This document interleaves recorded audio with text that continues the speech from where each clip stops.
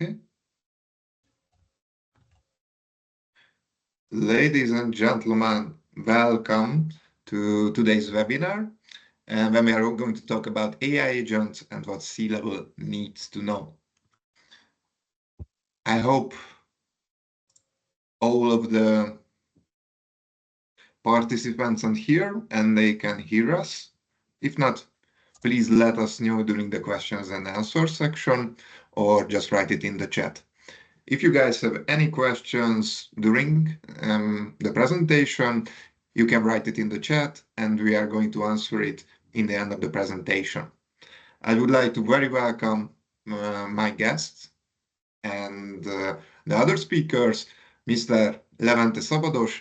He's a founding partner at Neuron Solutions and a professor at the Frankfurt School of Business. He's working with different AI technologies in the past 15 years. Our other expert is Gergő Ferenci.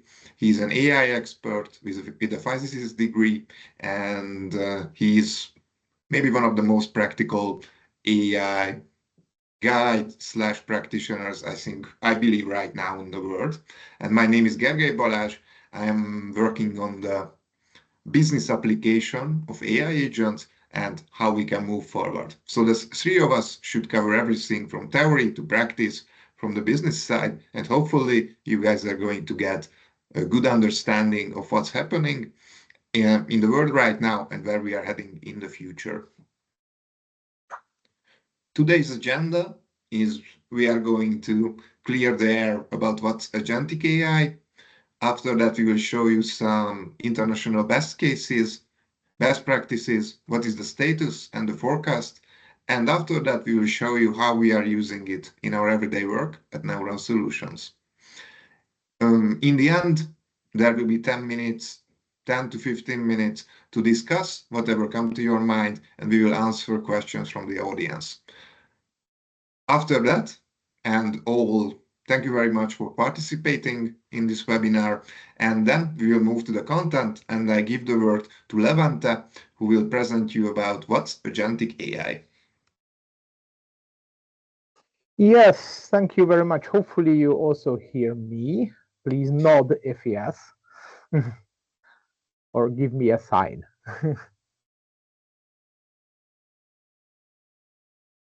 Hello, all good? Yes, okay.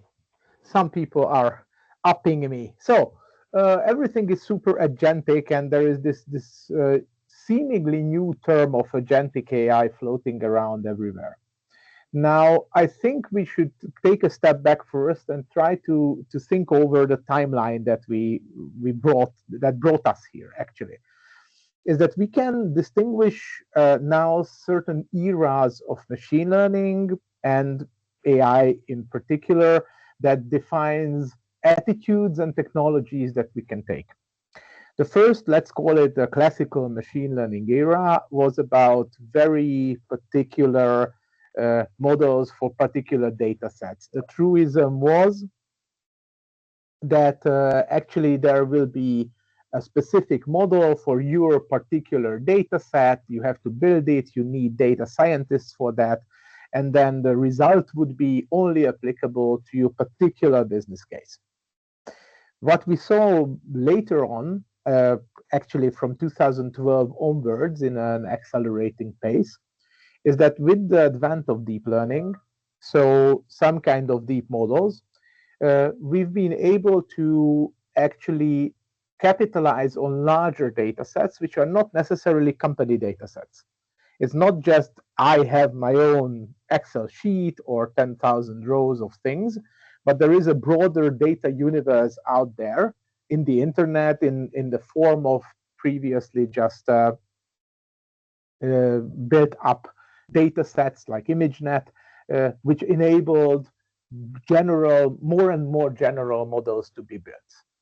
Particularly, one type of model or kind of one particular area of modeling was language modeling. So building models to try to communicate us with language.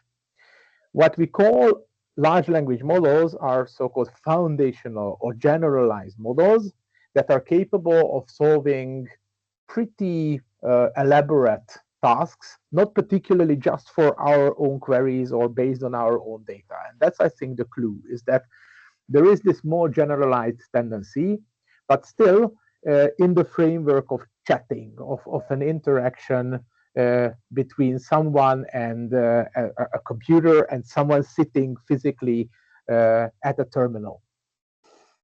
What is an interesting thought that occurred when people started to use en masse large language models is that the first paradigm was I, as a user, tell the model what to do. I prompt it. I just basically come up with a plan in my head, do this, do that, format this like that, and I am just pushing the plans to the model, where the model is like a helpful assistant and cooperates with me and creates the solution for me. One interesting realization was this so-called thinking step by step that we will take a look at in a second, is that people realize that the models have a bit of capacity to plan on their own, meaning that they are, if I just don't give a full task description of what to do, but give a goal to the model of, hey, I want to create a sales draft, what would be the steps to create a sales draft? Please observe that in this case, I'm not predetermining the steps that a model can or must take, but I'm letting the model to act on its own to come up with a plan and follow that plan. That action, that is a kind of agency. That is the agentic in agentic AI, where I give over or hand over part of the responsibility of planning and task execution. Now, what does this rely on? If Gergő steps one forward in the presentation, then we will see. So actually, the realization behind this whole phenomena is that if a model is just asked to do simple arithmetic of, hey, if the cafeteria has 23 apples, and if it uses 20 to make lunch and buy 6 more, how many apples are there? The models on their base terms were failing completely miserably to do anything useful in this regard, because they were hallucinating some approximate solutions, but never the right one. The observation was that if we give the task first of the model to follow some kind of strict logic, then it is capable to A, follow the logic and come up with a good answer, but B, even more, if we don't just give the logic, just ask it to come up with the logic first and then do what it has to do. So a kind of thinking model, if you wish, first think, then do, then miraculously the efficiency of these models increases.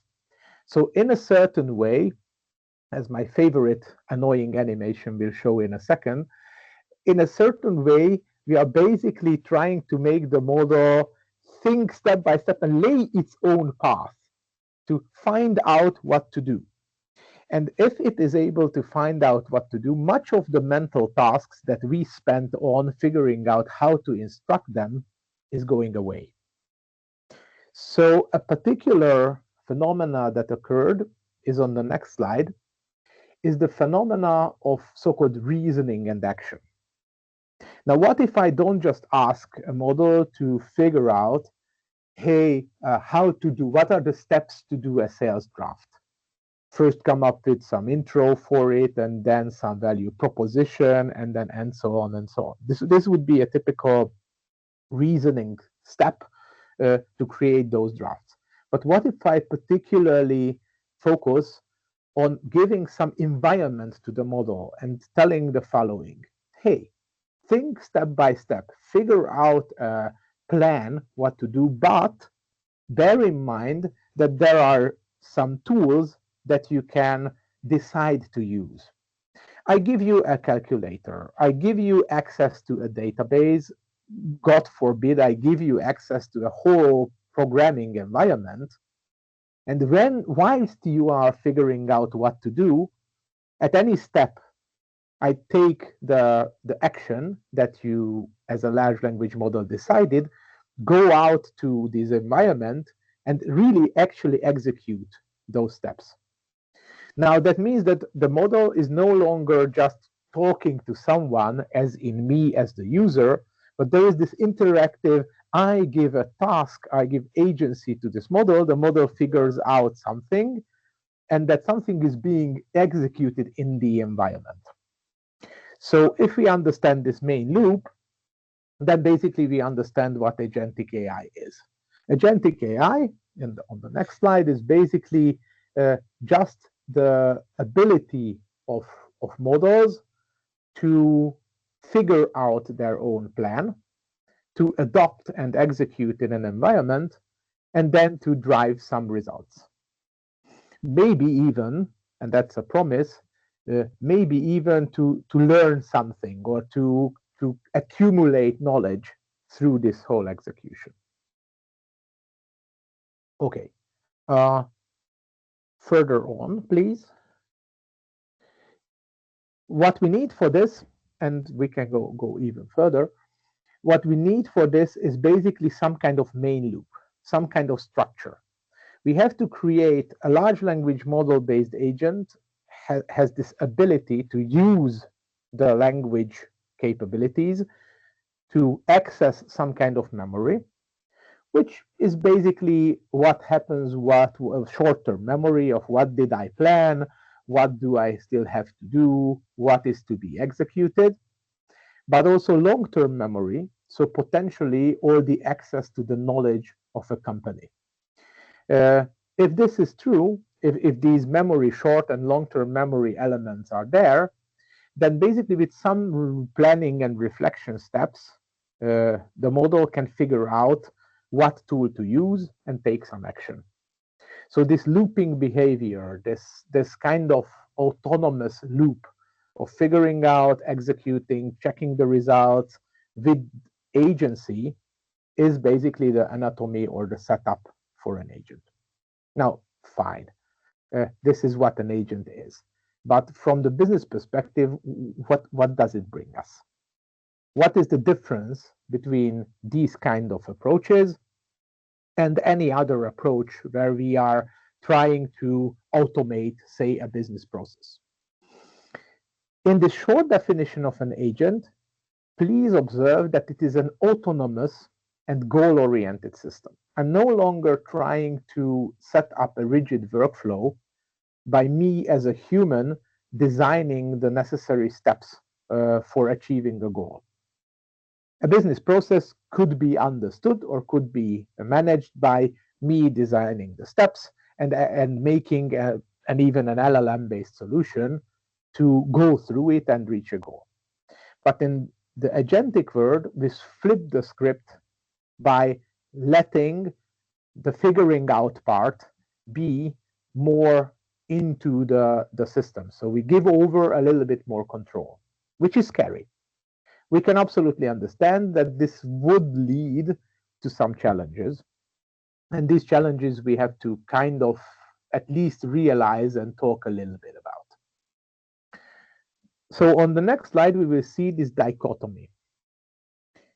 Actually, we can think of a business process of either having structured, predefined sequences of actions that we know how to do. They are oftentimes repetitive. They are somehow the same in each case. Order processing, we took as an example. So when someone sends in a purchase order for us and we are a manufacturing company, then we are tending to have the same activities of commissioning and doing something with the shipment and fixing it to some systems, basically an ERP, and so on and so on.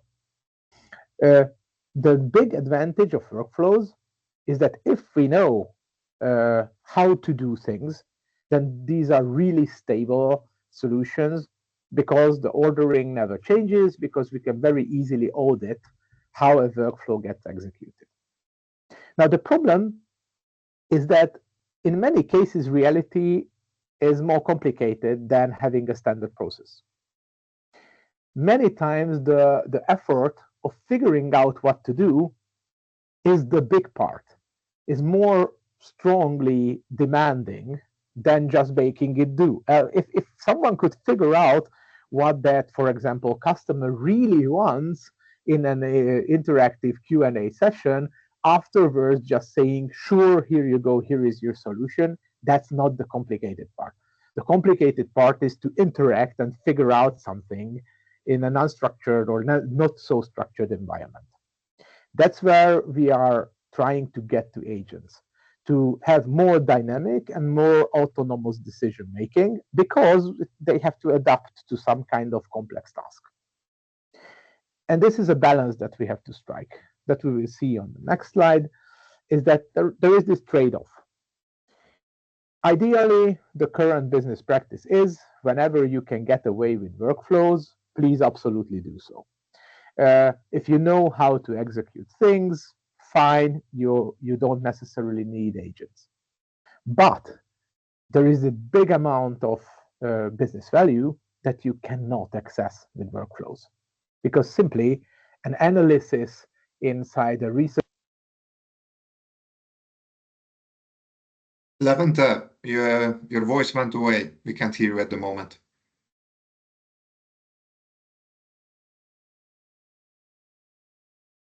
And now? Yes, you can. Yes, we can. Okay. The energies in the room. Anyhow, so for example, a research and development case or an ad hoc report that someone needs to create a dashboard, these are not cases that we can build a workflow on. There is this interactivity and figuring out what is needed. Okay, let's go particularly quickly over some real use cases. Some positive, some not so positive.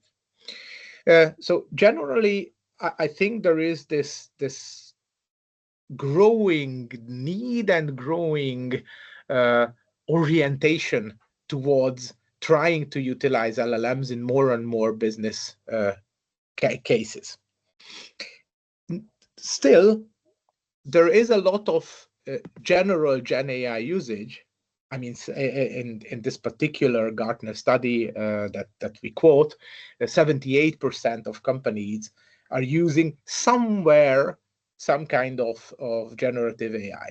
But that doesn't mean that these things are agentic. It means just that people are experimenting.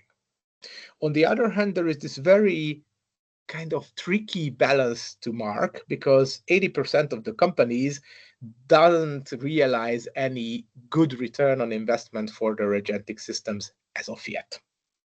So what we will have to see with the positive examples first and then the negative examples, what are the crucial distinguishing factors between these successes and failures? Let's see. Now, I think the good example in this case comes from a surprising area of retail. One wouldn't think that ideally a retail company selling consumer staples in supermarkets is one of the leading agentic AI adopters. But it turns out that Walmart, the US giant company, with its more than 2 million employees over the US, so I think the scale is remarkable, is having currently a very strong agentic moment. What they realized is that individual teams started to build up their own needs in a bottom-up approach, that they created their own more autonomous agents.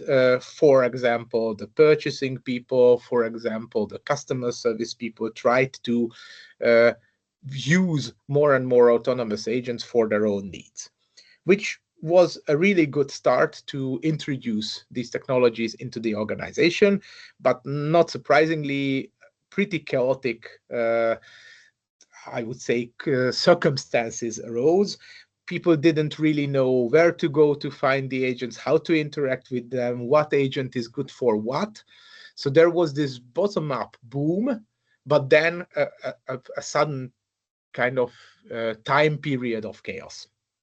Interestingly enough, Walmart didn't back up and say like, no, we have to stop doing all these things, but introduced even more autonomy. They kind of doubled down and they said, okay, now we have to design clear manager agents 4 of them in total, one for the partners, one for the customers, one for the internal employees, and one for some kind of other auxiliary tasks. And we would give all the tools, all the capabilities that these departments need to these 4 big agents. That doesn't necessarily mean that these 4 big agents do everything themselves, but they are the touch point, the entry point for these individual stakeholders, and these agents are routing or sending the tasks to maybe some workflows that are predefined or to some other sub-agents. The results are very striking. So, I mean, again, 2.5 million employees in Walmart, so there is ample amount of things to be done. But from them, 900,000 employees are asking 3 million questions per week just from the internal-oriented chatbots. Customer support, the resolution time is down by 40%. And internal shift planning activities, which is, I think, in this case of retail scenarios, is a very frequent occasion, is down from 90 to 30 minutes. And an interesting and curious case is that acquiring or designing a new product in fashion, so seeing what people want. They want now blue jeans with this and that pattern, and then we have to design it, and then we have to ship it. This went down by 18 weeks, so the whole cycle shortened. But I think the takeaway was that they were bold in the beginning, introduced some autonomy into the teams, but the teams were really tightly controlling what they wanted to achieve, and then they built up from the bottom up. Let's contrast it with another use case on the next slide, which was Klarna. And Klarna actually took a really other or different approach, a very top-down one. In the sense, Klarna's leadership said that we will have to cut costs, we will have to fire 1,000 people from customer service, and we will have to route a lot, in this case 700 million customer requests directly to full automation without any cooperativity between human customer service agents and chatbot agents. Just push everything down from the top, like with a decree. It was a very successful approach at first, very strongly focused on narrow cost cutting and a single solution. And both of these turned out to be a little bit of a challenge. There is this very kind of elaborate article that defines Klarna's challenges, and in them the CIO is saying that unfortunately there was too much emphasis on the cost cutting and the quality went down. So they ended up rehiring much of the customer service personnel that they tried to fully automate. So what's the takeaway here? The takeaway here, in a sense, is that in the next slide, we will see that there are these individual approaches that we have to take to stabilize agentic adoption. We have to do some surgical steps first, so the teams, not by decree having to be fired and then just everyone let go and we will do the big agent instead of them. But we have to start surgical to give the teams the ability to build up some custom agents. Then we somehow have to orchestrate the whole, let's call it on its own name, chaos that ensures, and try to somehow give still authority to the teams with guardrails to be able to adopt these tools in a fruitful way, and most importantly, as a human hybrid by design approach, meaning that the teams are not fired, but they are enhanced or extended with some kind of agentic systems. Okay, with that in mind, I think I give over to my good friend Gergő, who will go a little bit more into the detail of the steps that we encourage you to think about. Thank you, Levente. I also welcome everyone. Can Gergő go to the next slide? And what we will see first is an expectation. I think we skip, yeah, this one, thanks. an expectation and forecast by 2030. This is a study of Danielson and Gartner, and what they say is currently the agentic market is around $4 billion, and by 2030, this number I think we missed from the side, so sorry for that. So by these are the expectation for 2030. And what they expect is this market will like boom up and explode with magnitude to kind of $50 billion. What we will see is that 33% of the enterprise softwares and application will include agentic AI. But what is even more mind-blowing is that the last part, that more than 15% of the everyday decision of the enterprise decisions will made by autonomously agents. What this means that these agents will be not just involved in more application, but also in higher level decision makings. So if we move forward, now we talk a lot about agents, but I think, yeah, here, thank you. So what we see is that we can divide this collaborating together with agents or assistant in 3 phases. The first one is when you have a personal assistant. You can imagine like a Copilot in Excel or whatever else, that every employee has its own assistant that helps to work with the everyday task better and faster and optimize the productivity, kind of with boosting the personal productivity. This one we already see like the Copilot in Excel or the personal Copilot or whatever. And the next phase is when we have some agentic systems that are working together, where we have not just one agent, but like an agentic system that are collaborating together. And in this way, they are more capable of solving complex tasks.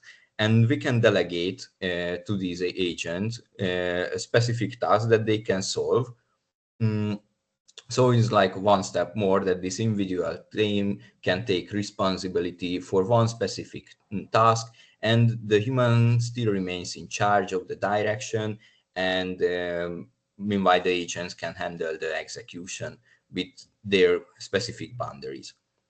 And the final phase is when we have this human-led and agent-operated system, where how does it works from this workflow shift to AI first execution. What does it mean is that the human remains and provide this strategic direction, while the agents are autonomously run the business proceeds and all the operations, and the human input become less about day-to-day execution and more about oversized decision making and exception handling. So what is the key message here is that how this progressive integration of AI workflow look like, and this is how we see that this will happen in the near future with us. So, okay, we already talked about these agentic AI and these coworkers, but where are all of these coworkers that we are talking about? And our answer is that these coworkers, these digital coworkers, are already here. If we can go to the next slide. Yeah, so these digital coworkers are already here, and we have in our company, we already have one, which we call Brian, who is our virtual data scientist that we build up by our own. It's currently on some Microsoft platforms, but let's say it's running on Microsoft platform, but it can run like platform independently. And what we create is that all of these things that we talk about, we integrate into our everyday life, like how we are a data scientist team, that we have a lot of data science work. So our first idea was, why not help to ourselves and build something that can speed up our work, and we find out that it's working pretty good. So maybe also for others can be useful. And where we end up is on the next slide. Is we created this Brian, so-called, when we call it Brian, that has all the capabilities of like this digital worker, that is this digital data scientist. And what are the key benefits of this kind of digital co-worker? That this Brian is always on, is not going to a holiday like your colleague, and it can instantaneously answer to your message. Is not write to you that today I'm really busy, let's catch up tomorrow and talk about in the next week. So it's always on. By the design, as I mentioned, it's can be deployed on your private cloud. So by the design, it can be private, or if you wish, can be also integrated in your fully local platforms. So all the data sources are not going out to the internet, it's staying inside your company. About the company SmartSync, how Levi mentioned that this agent, this Brian, is not just a general assistant that can help you about some data sciencing, but as a colleague, more you use, like how you train a newly hired colleague who has to be involved in the company internal domain knowledge. Also, Brian is learning in this way. More you use, more it learns about your company, what is your company naming, what is your company's best practices, naming convention, and so on. And how you can communicate with Brian. We are integrated it into a ChatGPT style web user face, but in the future, in our roadmap, there is also integration for Slack, Teams, WhatsApp, or anything else that you are using. And the three core skill set of Brian is the data science, including exploratory data analysis, feature engineering, machine learning, model selection, parameter fine-tuning. It can write and debug code. It can design the outcome of the thing, and in the end, it can create some visualization and do some statistical analysis. So for the business need, it can provide a business-like report as an outcome. And as I mentioned, we are already using Brian. I mean, it's in our company, and we take to you some real companies that we already work with, and we also include Brian as our colleague. The first company that I want to mention is Euronics. That is electronic store, if you didn't know. And what was here the challenge is that they want to optimize their stocks and minimize the stock outs and excess inventory, also including some forecasts for the future, including the high peaks like the Christmas time and Black Friday time and these things. And how we include Brian in this work, in kind of all of the processes, it helps us to design the architecture, make the engineering, have to collect the data, merge it together,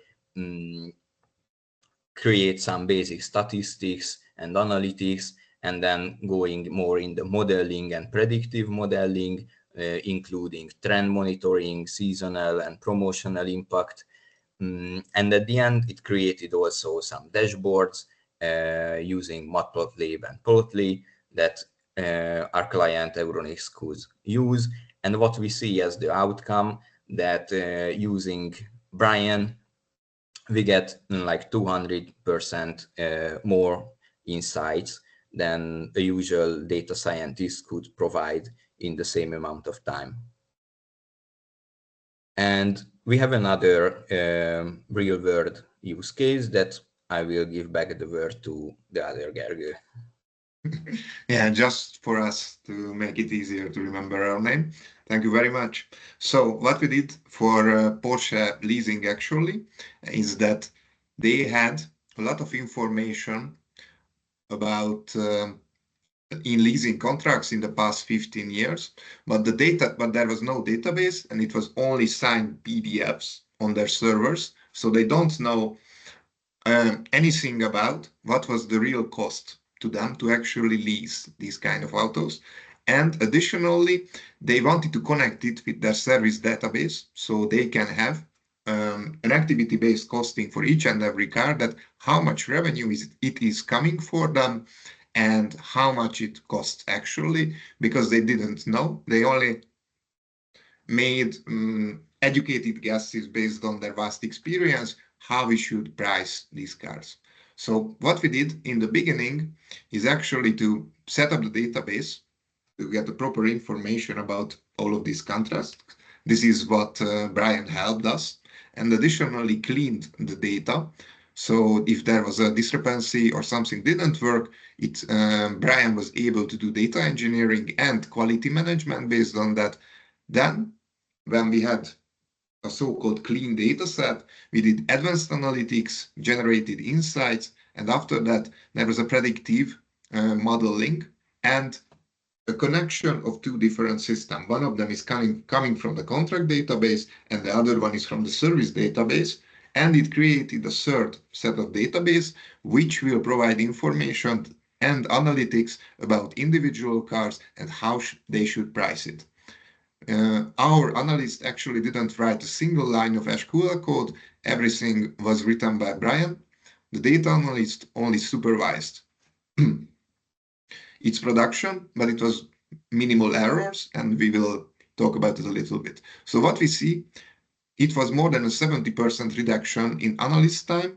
And additionally, if you have a good statistical understanding, not even a statistical background is needed, you can get an immediate impact in terms of analysis without writing a single line of SQL code.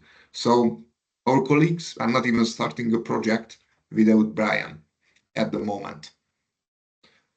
And we also prepared for you guys a little bit of showcase of on a sample data set, and I'm going to show it to you right now. So a little bit of information about this data set. This is 7 different axles connected by master key, and we are talking about the point of sale terminal everywhere in Hungary. I'm going to show it to you in a sec.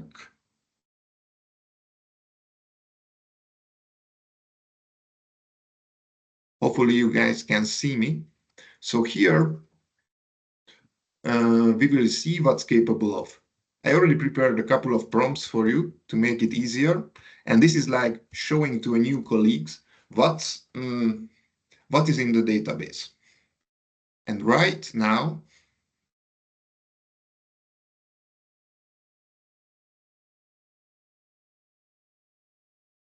I will start a new chat that will be easier.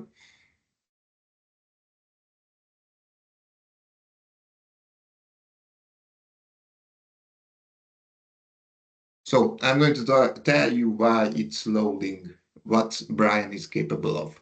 So there are 7 different data sets, as I mentioned, in the database. And what I'm going to show you is in the new UI that you can talk to it like it is ChatGPT, but based on your own company data set. It will tell us what is in the data set, what is it capable of, and additionally, it can provide you basic analytics services and even visualizations of the product what we are seeing. So it provides geographic information regarding where are these point of sales terminals are located, and additionally, it contains geographic information about how far it is located from the center. So if I want to give them a basic calculation, how many terminals are here in each county, then I can easily ask from it, and it is using two different kind of agents. The first one is a data scientist, which basically interprets and understands the question which I am asking to it. And the second one, which is called notebook, or you can call it as a programmer, will do the actual work. These two agents are actually communicating with each other, and I can only see the end result. As you can see here, the number of terminals, it will even show me the graphs and ask follow-up suggestions and key insights based on that. And if somebody is more technically oriented, there is a Python code involved. So if it's a report that you want to run all the time, then you can just copy paste it and use it on a different side. You don't have to use Brian all the time. It's more like for ad hoc analysis and not for repetitive work also, although it can do repetitive work. Maybe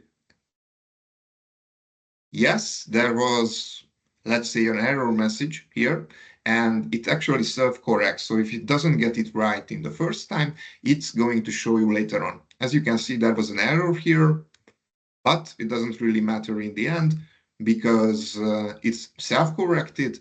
And after that, it created whatever happened to me here and showed all the counties in a good full distribution. And to show I you, want to highlight, if you can go back, I mean, you can copy the next question. What I want to highlight is that it not just was an error, but the error was in that way that we have some terminal with non-data.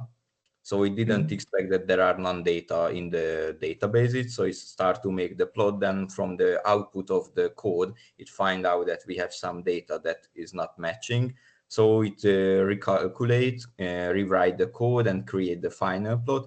And in the final result, that the report that it provided, I think it's also highlighted that I find a couple of data that is missing this value. So if you want to investigate it in more details, we can also investigate it.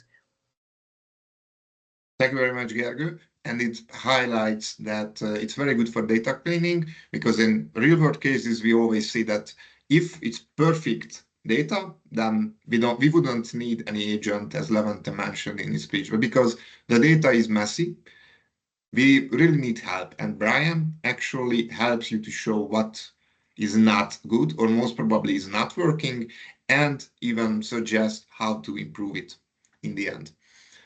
I even asked him a little bit of more advanced question. I asked him to load the data, manage the data set, and calculate the closest center, and create a visualization based on that. Because a lot of companies are having problems in these terms of agent problem, that from where should I send my service people, or what's the closest route to actually live there. And Brian also can help with that. It used data scientist. You can see the code here as well. And after that, it created a visualization for me that how close to each center to the city. It even offered me key insights and follow-up actions, and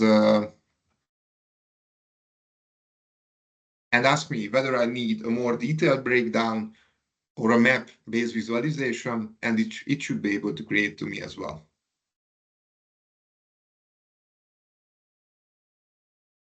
I can even ask it to do a map-based visualization for me.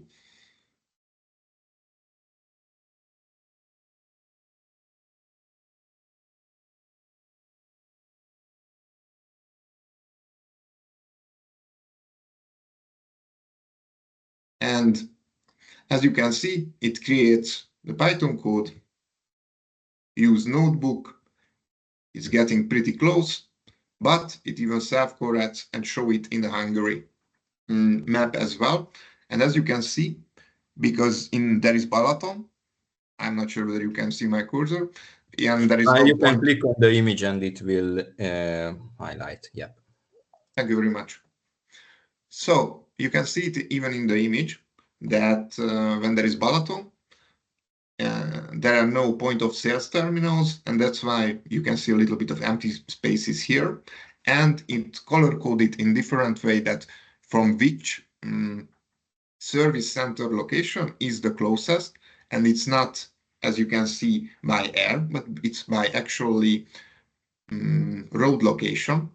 And Travel time. yeah, thank you very much, Gergő. And it shows. Right now, this is what we can show it to you. And I would recommend that we move into the questions and answers question. I can see that. I just want to ask just like the last question that can be nice to show that how quick are these inside if it came to your mind to see something. And usually it's in that way what we saw from the business part is that we have our first question, then we see the results, and then we can see, now I see this plot is really nice, but it would be really nice if you visualize, for example, with black dots, the faulty terminals, because in our database we also have some faulty terminals. So we can just easily ask Brian to modify this plot and use black dots for the faulty terminals, and kind of immediately we get the results, and we don't have to wait again 1 week for the data science team that someone is available to create for us this report. Sure, thank you. Just for you.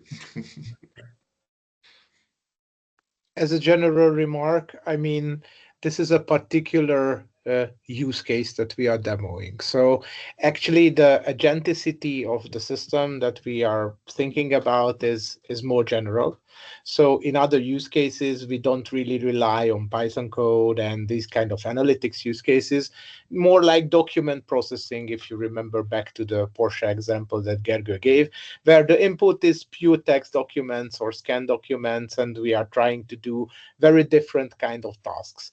But in that case also, since the tasks themselves are not a standard just workflow procedure of first do this, then do that, but I do have the internal need to interactively figure out how to do certain things, that's where the agenticity helps a lot. We chose this analytics use case to demonstrate because maybe this is the most ad hoc that you can imagine, because you're just asking ad hoc questions. But this is not particularly the only thing that can be done with agents. Thank you, Levente. And right now, we are going to go to the questions and answers from the audience. We appreciate your time here, and let's see what kind of questions we have here. I see my colleagues asked a couple of questions. I'm just going to randomly ask some of them. The first one, even I can answer that. What about language barriers? Do you converse with Brian in Hungarian or English? It actually doesn't matter. As you can see, even in the demo that I have used Hungarian and English as well. The English for optimization purposes can provide a little bit better, but it's mostly for in research application. I think Esther asked a very good question. Maybe Levente or Gergő can answer. Can you formulate the 3 key call to actions for the C-level on how to leverage the best agentic AI? Levente, maybe? Absolutely. So as I've kind of typed out already, I think that the main takeaway here is that the what is that whenever the business cases are not just a rule following order of actions, then we do need agentic AI. That's the positive case, that we are now able to tackle these things. The risky or the tricky case is that with this autonomy, we need to take care of the integration between these systems and the human teams. For that, we first and foremost pointed to the positive cases when there was a bottom-up buy-in from the people who were actually doing certain tasks and were doing their own agents, which kind of culminated in these bigger overarching agentic deployments. That was the Walmart case. And also, I think we formulated this 3-step approach that Gergő was pointing at to go from personal productivity related things to move over step by step to more and more autonomous activities of these agents. So a gradual approach of building things up. That's, I think, the key takeaways from a really high level perspective. Thank you, Levente. And I think, Gergő, this question is for you. Do you trust the output? Victor asked this question. Do you trust the output Brian produces, or do you require any output it to be reviewed? Yeah, it's a really good question. Usually what we see with our clients is that like also how was with the ChatGPT first time, that we don't really try when someone come, okay, here is Brian doing these things, but we don't really trust and what's happening. So how we usually start the project is that we have like a pilot phase when more the data scientists and the analysts are involved. And also how you saw here in the demo that we not just have the output, but all the, for this instant analytics demo, that we have all the SQL and Python code that can be reviewed and checked by domain experts. And once they are trusting in this system and they can say that, okay, this is not making big mess up, we can give it to also to the business part.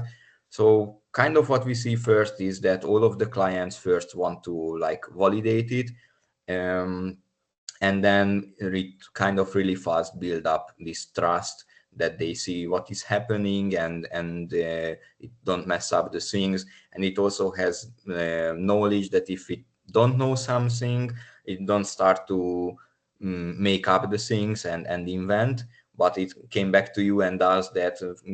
Can we clarify this? For example, in one of the clients, what we had is they have a database for a telephone call campaign, and what Brian find in the database was that the phone number is flagged or not flagged. And what was the user's question is that I'm looking for how many of my phone number were marked as a spam phone number. And Brian came back and asked, in the database, I saw this column. I'm not sure if this means that.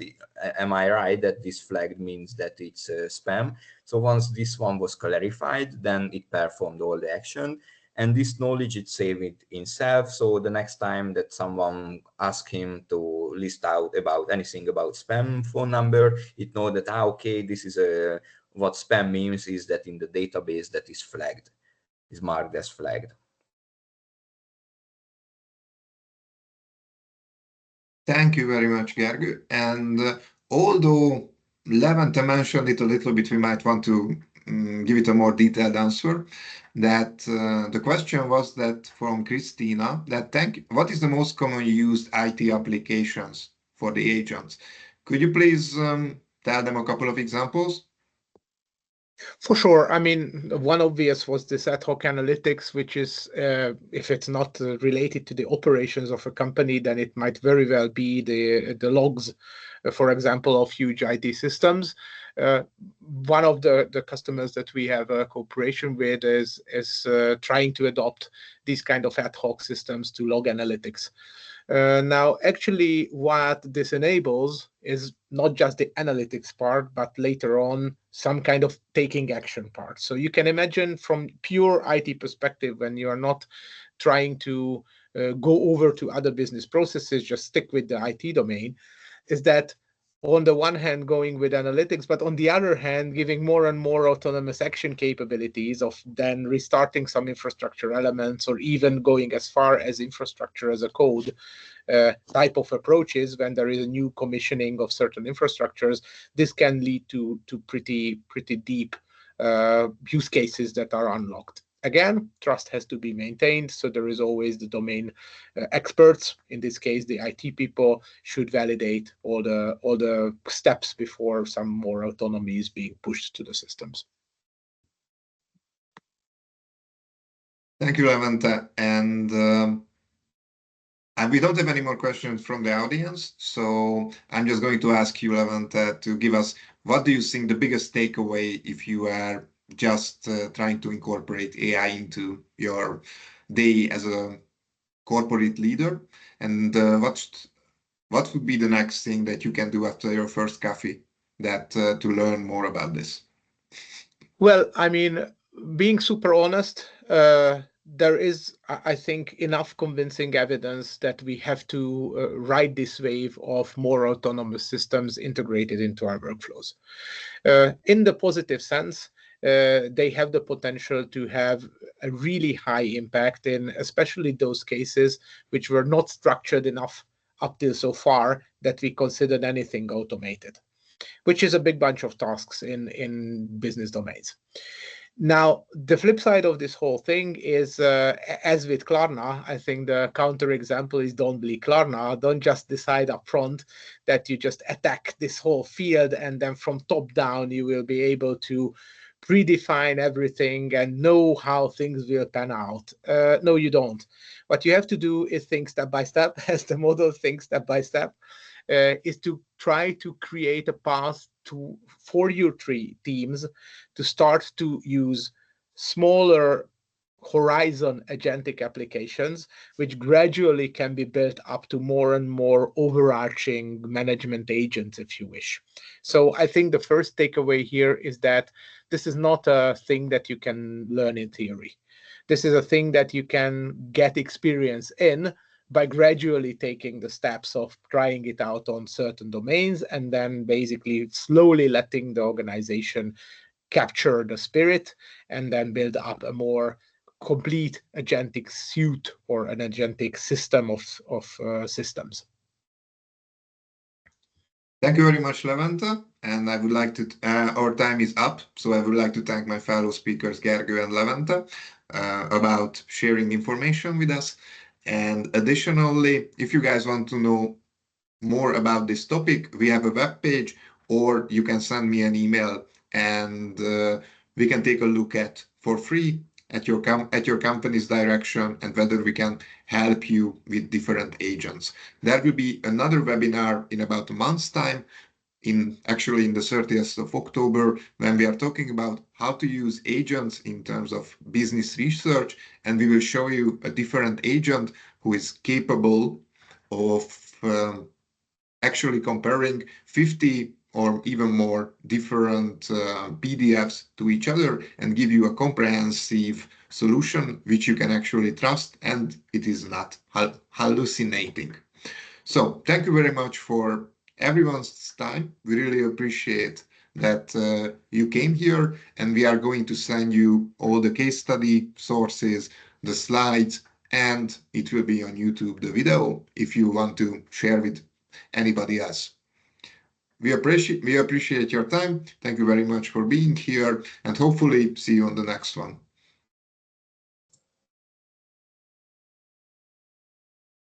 Thank you. Thank you, guys. That was the end of it. Thanks. Bye-bye. Bye-bye.